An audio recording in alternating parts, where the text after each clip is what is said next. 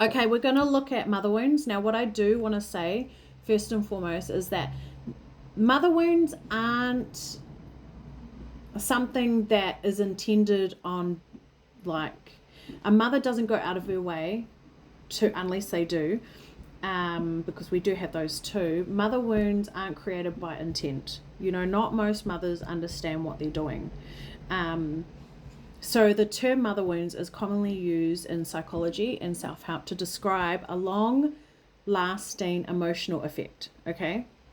That can arise when a child's emotional needs are not constantly being met, okay? Now this can be from a mother, it could be from a grandmother, it could be from any type of female, okay? It doesn't just have to be, because not all circumstances are the same. Most circumstances are different. So a child's experience can also be influenced by fathers and caregivers and circumstances, trauma, illnesses, poverty, culture. So the purpose is not to blame, it is to identify, okay? Identify the patterns that can originate from mother wounds, okay? So where do they begin? Emotional neglect, feeling unseen or unheard, inconsistent affection, constant criticism, unrealistic expectations, emotional unavailability, so not being available emotionally, lack of emotional reassurance, unpredictable mood swings at home, repeated rejection, being exposed to violence or some type of abuse, mental, emotional, physical, spiritual. And it can also be caused through like physical absence. So, separation, illnesses, addiction, imprisonment, or death. At the end of the day, it's essentially the child consistently feeling unsafe, unsupported, or emotionally alone, okay? The belief systems that can be created around this is I'm not good enough. I have to earn my love. My needs don't matter. I can't trust people. I must be perfect. I can't make mistakes. It won't be accepted. I won't be accepted. I'll be abandoned. These are the belief systems. Love is unpredictable. That's another belief system. These belief systems can creep into your adulthood.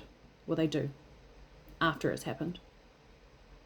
The indicators is low self-worth, fear of abandonment, fear of rejection, difficulty trusting others, consistent people-pleasing, perfectionism, seeking approval from authority figures, difficulty setting boundaries, feeling responsible for everybody else's emotions, avoiding conflict at any cost, becoming emotionally distant to avoid being hurt, feeling guilty for saying no, struggling to ask for help, feeling like they are never good enough. That is the belief system. Not everyone with these behaviors has a mother wound, but these patterns can sometimes be associated with early attachment experiences or detachment experiences. How can mother wounds affect life, relationships, choosing emotionally unavailable partners and not having your needs met, remaining in unhealthy relationships, fear of intimacy, becoming overly dependent on a partner, difficulty communicating emotional needs. So with parenting specifically, and this is what I want to zone in on, fear of repeating childhood patterns. You have a fear over it. You overcompensate by trying to be the perfect parent. I've done that myself. Man, did I stop doing that. Difficulty balancing boundaries and affection.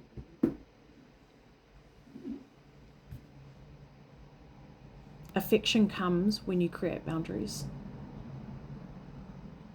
Unconditional love should always be had when you are a parent to a child. Unconditional love. If you are conditioning love, that means that you have wounds. Okay, within your career, you have a fear of failure. You have an imposter syndrome. So that's not being who you are and being someone else. Overworking to prove worth.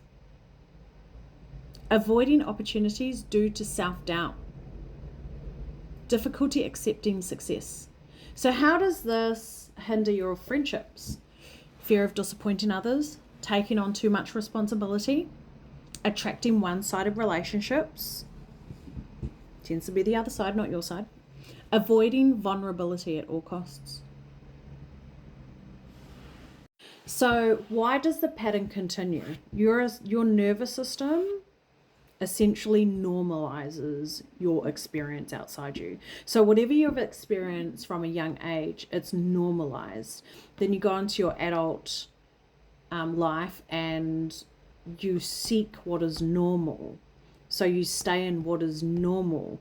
So you think unhealthy relationships is normal. So instead of changing it, you stay in it. That's how the pattern continues.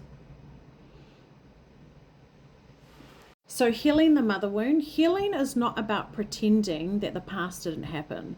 It's about reducing the influence that those early experiences have on the present day decisions.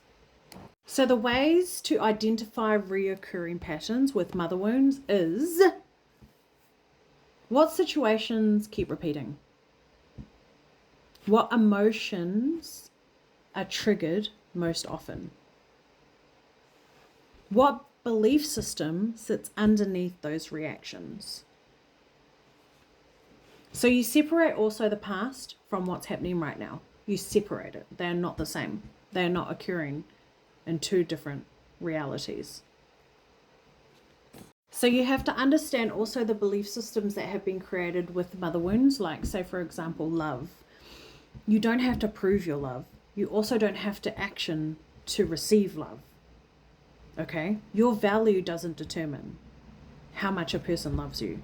You are just valuable. Okay? So the other thing is creating healthy boundaries with yourself and with others. You have to practice self-compassion. You have to be easier on yourself. These are the types of ways and tools that you have to use to be able to release those mother wounds. You have to be easy on yourself. And then from there, you build healthy relationships. You build healthy relationships with yourself, and you build healthy relationships with others. That's it.